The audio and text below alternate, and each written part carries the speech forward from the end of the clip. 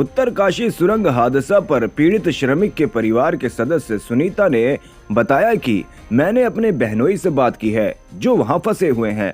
वह स्थिर और स्वस्थ हैं। श्रमिकों को भोजन, कपड़े और अन्य सामान मिल गए हैं। उम्मीद है कि उन्हें कल सुबह तक बचा लिया जाएगा।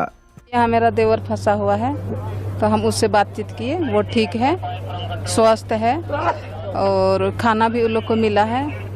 नहाने के लिए कपड़ा साबुन मिला है तो वो लोग नहाया नहीं है, लेकिन सब ठीक है। केंद्रीय गृह मंत्री अमित शाह ने कहा कि गहलोत साहब, आप राजस्थान में पेपर लीक करवाते रहे। अब मैं गहलोत साहब को बताने आया हूं कि राजस्थान की सरकार ने आपका पेपर लीक कर दिया है। अभी से तय हो गया है कि 3 दिसंबर को कांग्रेस जा रही है और भाजपा आ रही है। ये कांग्रेस पार्टी और गांधी परिवार भारत की राजनीति के राहु केतु हैं। 2021 परीक्षा का पेपर, CHO भर्ती 2022 का पेपर, लाइब्रेरियन भर्ती की परीक्षा का पेपर, JEE सिविल डिग्री का पेपर, REET लेवल 2 का पेपर, वन रक्षक भर्ती 2020 पेपर, बिजली विभाग में टेक्निकल हेल्पर का पेपर।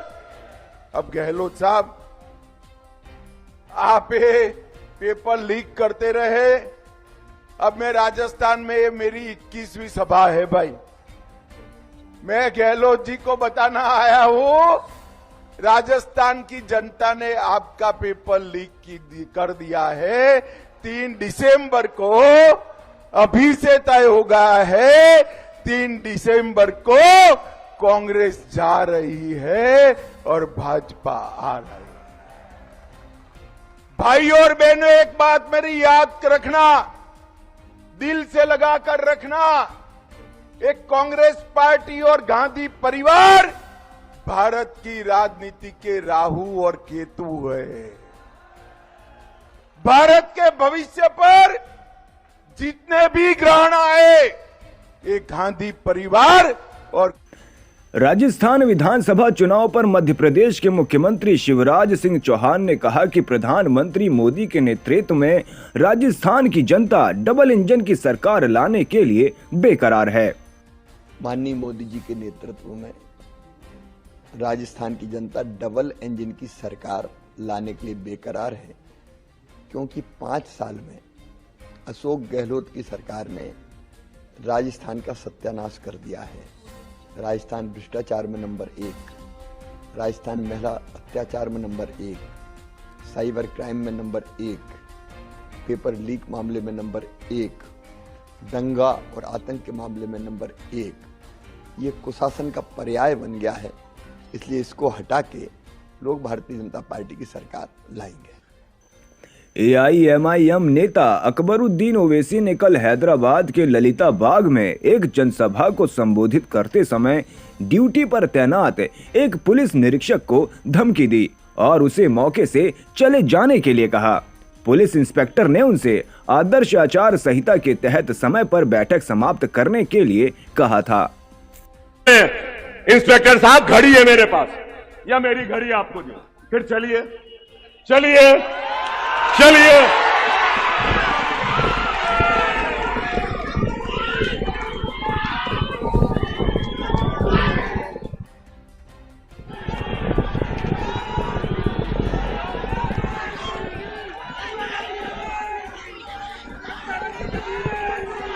क्या गोलियां चाकुओं की बात सुन के समझे के कमजोर हो गया? अभी भी बहुत हिम्मत है, छेड़ो बड़े आके ठहरे। 5 मिनट अभी बोलूंगा 5 मिनट। कोई माय का लाल पैदा नहीं हुआ मुझे रोकने के लिए। सही है ना? चंद्रायन गुट्टा बता दो, इशारा कर दिया तो दौड़ना पड़ेगा। दौड़ाए? मैं आपसे यही कह रहा हूं, कैसी आते हमारे इत्तेहाद को कमजोर करने के लिए। होशियार रहो। ये चाहते हैं कि अकबरुद्दीन ओवैसी से मुकाबला करने वाला कोई नहीं है, तो ये लोग कैंडिडेट बनकर आ रहे हैं।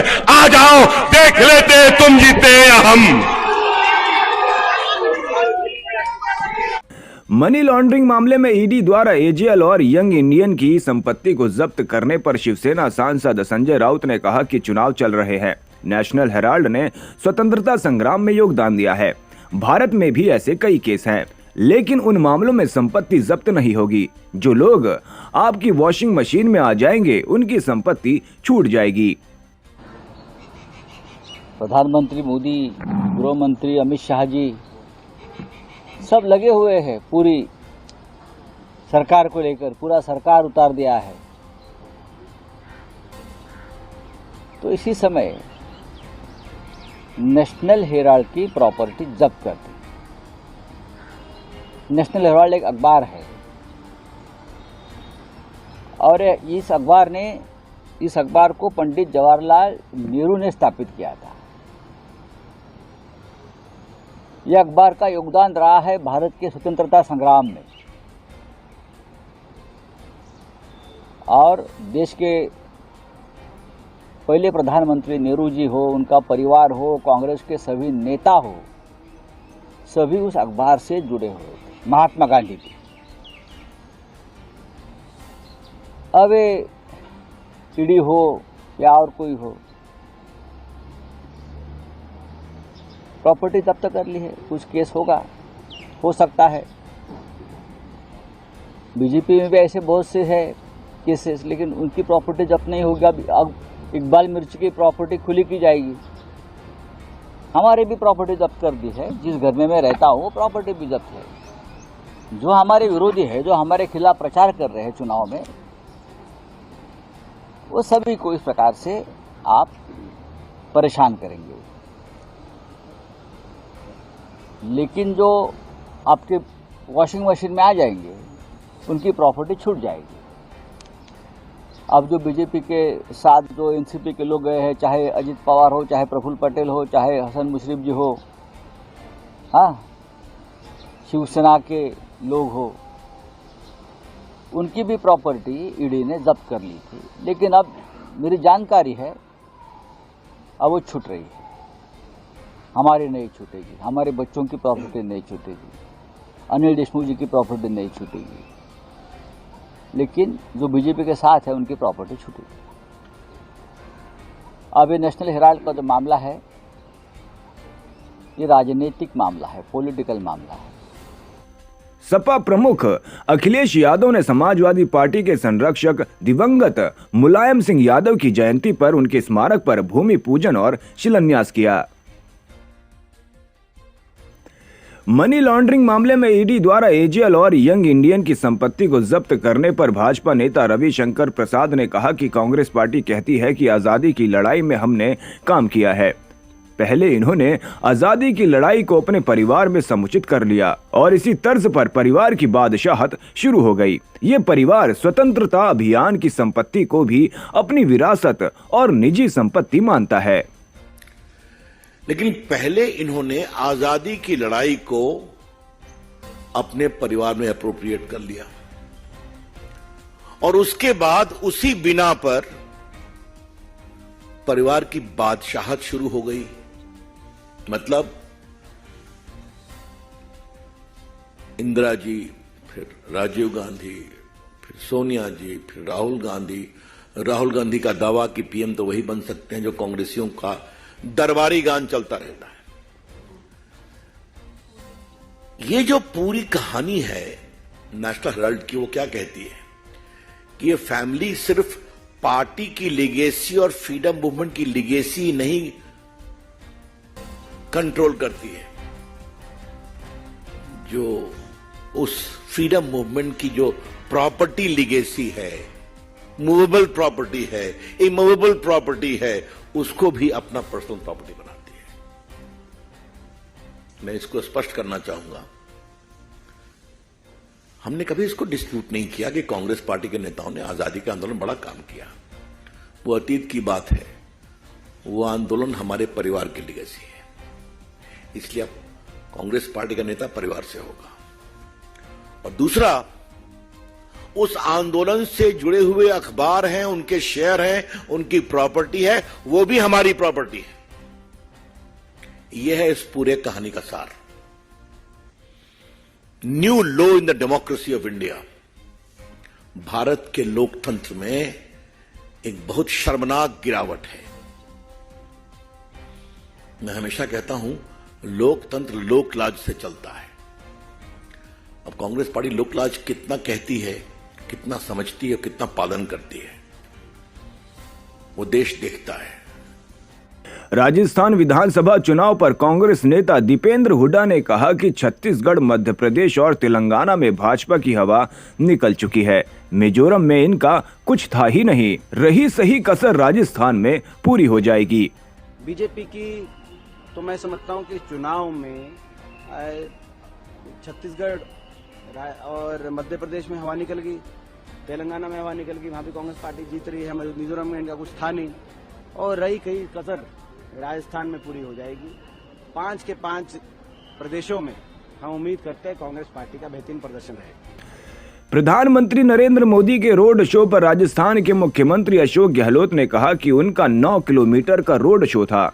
वे इतने घबराए हुए थे कि सारा रूट खत्म करके बाहर के लोगों को बुलाकर और शहर में रोड शो किया, जहां पहले से ही भीड़ रहती है। वे हमारे राज्य के मुद्दों पर चर्चा नहीं कर रहे हैं। किलोमीटर का रोड शो था उनका।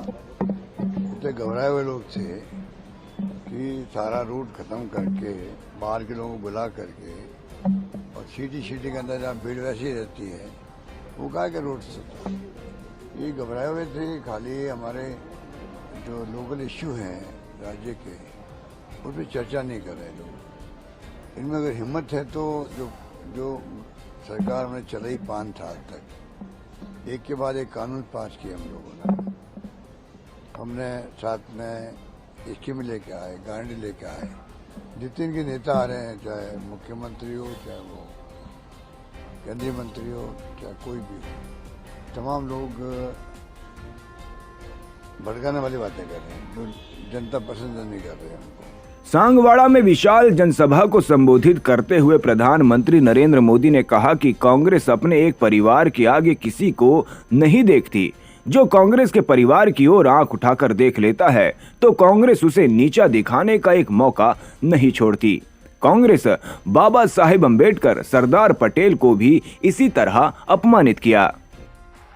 साथियों, कांग्रेस कभी अपने एक परिवार के आगे किसी को नहीं देखती। जो कांग्रेस के परिवार की ओर आंख उठाकर भी देख लेता है, कांग्रेस उसे नीचा दिखाने के लिए कोई कसर बाकी नहीं छोड़ती। कांग्रेस ने बाबा साहब के साथ भी यही किया। कांग्रेस ने सरदार पटेल को भी इसी तरह अपमानित किया।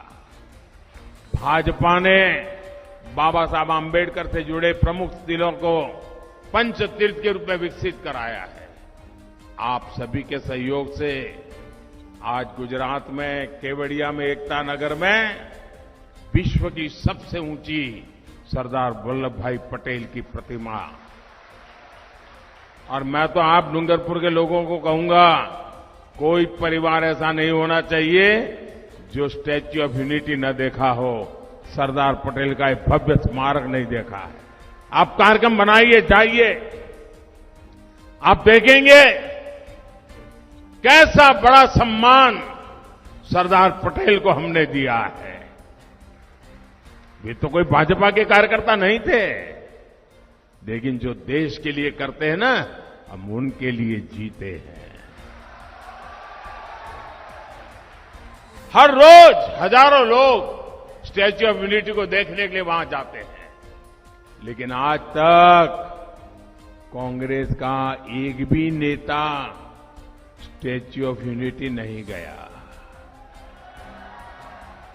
और यही कांग्रेस की सच्चाई है, और इसलिए ये कांग्रेस से बहुत सावधान रहना। कांग्रेस न दलितों की है, न पिछड़ों की, न आदिवासियों की, न गरीब की। कांग्रेस सिर्फ और सिर्फ एक परिवार की गुलाम होकर रह गई है।